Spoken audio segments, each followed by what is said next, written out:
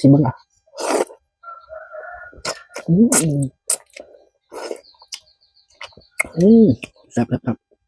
กับสบายดีพี่น้องสวัสดีเนาะทางฝั่งไทยแล้วก็ฝั่งลาวเนาะสำหรับวันนี้เนาะหมอต้อมก็จะมากินนี่กับเปียกเนาะเปียกเส้นเจ้าเก่าเนาะบรรยากาศมื้อนี้ก็เป็นมื้อวันเสาร์เนาะอากาศดียามเช้า7 โมงสำหรับสำหรับใครที่มักคลิปนี้เนาะกินต้มกินโซเนาะเอาไปกินไปเนาะมักก็อย่าลืมกดไลค์กดติดตามเนาะช่องเราไปกินไปเนาะอย่าลืมกดแชร์ให้กันนะเนาะแต่แซ่บบ่พี่น้องตอนเช้าเมื่อเขาจะมาเริ่มกินกันเลยเนาะพี่น้องขอคุณก่อนเนาะแล้วก็ปรุงเนาะเอาถั่วงอกเนาะหอมเนาะถั่วงอกแล้วก็หอมใส่มันหอมเนาะพริกเนาะคนเนาะคนให้เข้ากันเนาะอยู่ลาวเอิ้นว่าข้าวเปียกเนาะอยู่ไทยเนี่ยจะเอิ้นว่าก๋วยเตี๋ยวอย่างนี้แหละเนาะสำหรับคลิปนี้ก็ถือว่าห่างหายกันไปโดนเนาะ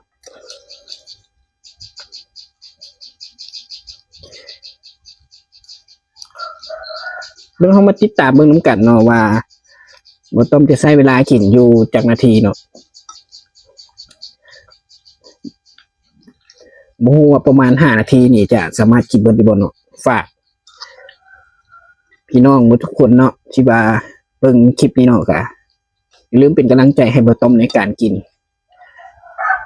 จานใหญ่นี่เนาะพี่น้องอันนี้จานใหญ่นี่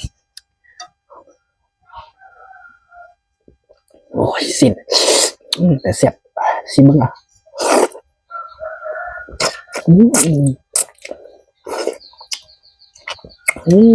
แซ่บครับ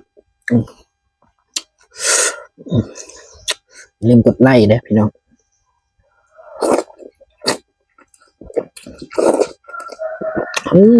ระวังน้ำเข้าตาแล้วพี่น้องประกาศข่าวพี่น้อง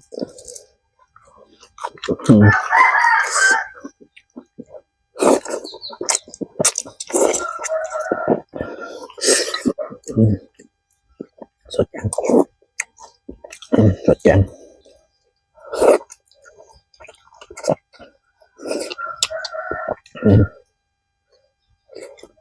ชุบอากาศดี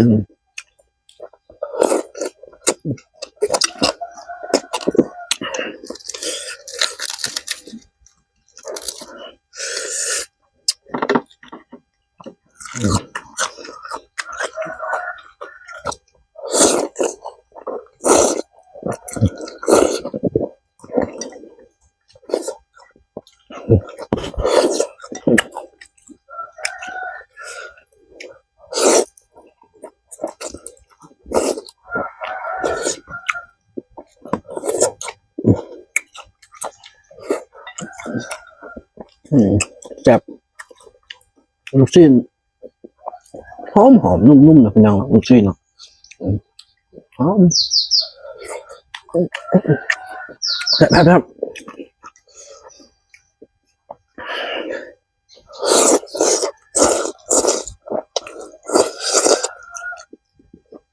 เผ็ด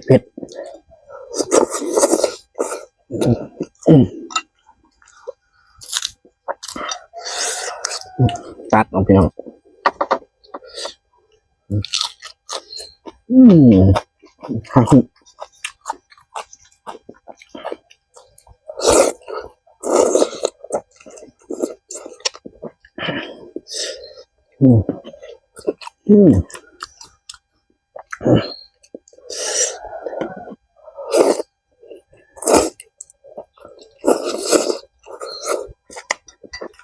เผ็ดกำลังดีเนาะพี่น้องเนาะเผ็ดแต่แซ่บเนาะพี่น้องเผ็ดแต่แซ่บ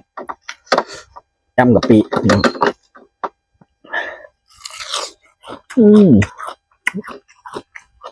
พริก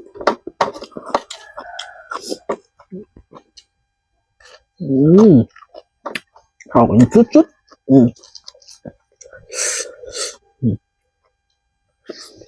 อืมอืม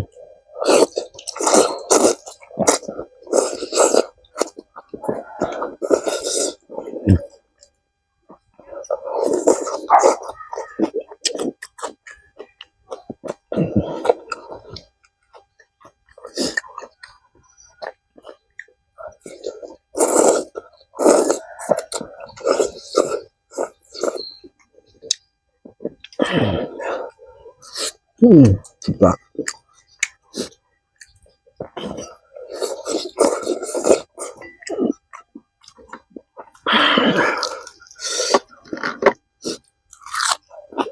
อืม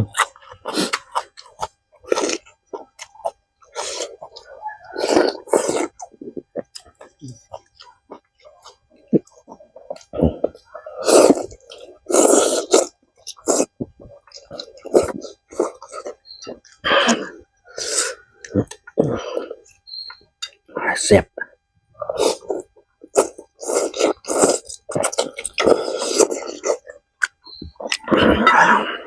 แซ่บสุด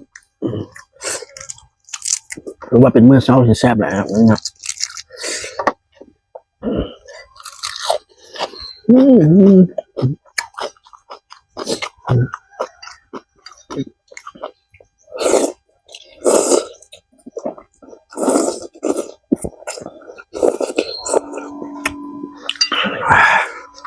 แซ่บได้ใจอืมอืม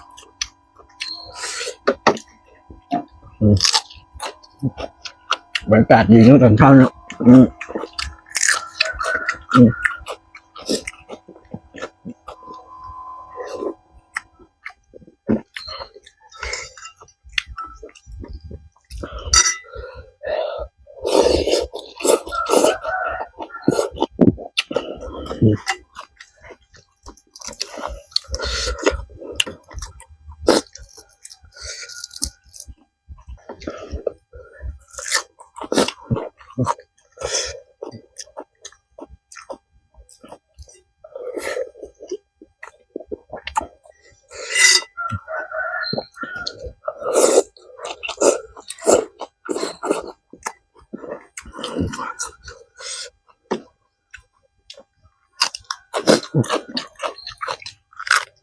อืมอืมอืมอืมอืมแซ่บจุดพี่น้อง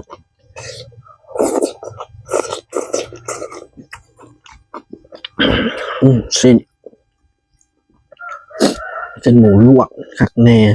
มันกินแล้วนุ่มอืมอืม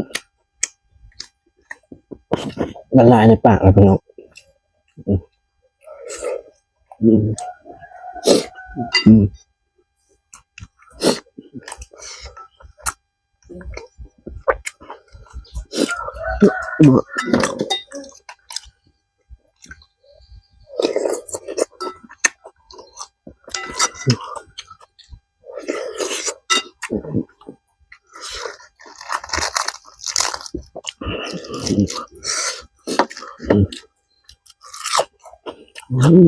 อืมอืมเผ็ดเนาะพี่น้องอืม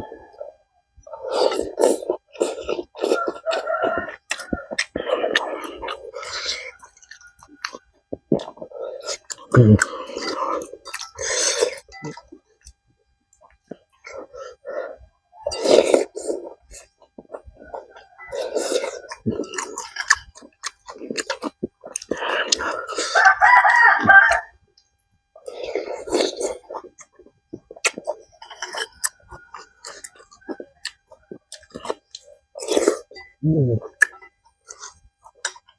อืม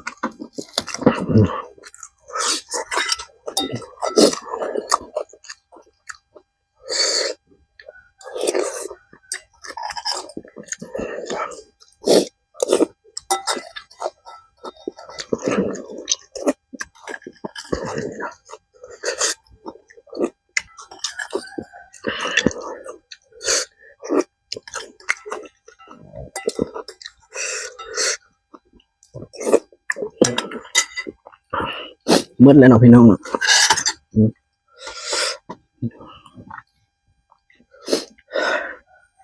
แซ่บแห้งเนาะพี่น้องแซ่บหลายฮ้อนแล้วก็เผ็ดแล้วก็แบบ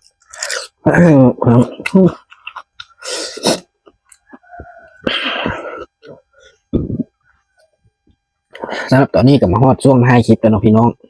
สำหรับท่านใดที่มักคลิปนี้ก็อย่าลืมเนาะฝากกดไลค์แล้วก็กดแชร์กดติดตามช่องเลยเนาะช่องเราไปกินไปเนาะเพราะว่าเห็นหลายคนยังไม่ได้กดติดตามเราก็ฝากกดติดตามเพื่อเป็นกำลังใจในการเฮ็ดคลิปต่อๆไปเนี่ยเนาะพี่น้องเนาะขอบใจครับสวัสดีสบายดีพี่น้องทางฝั่งไทยแล้วก็ฝั่งลาวเนาะสำหรับคลิปนี้ก็ขอลากันไปก่อนพบกันในคลิปใหม่เนาะ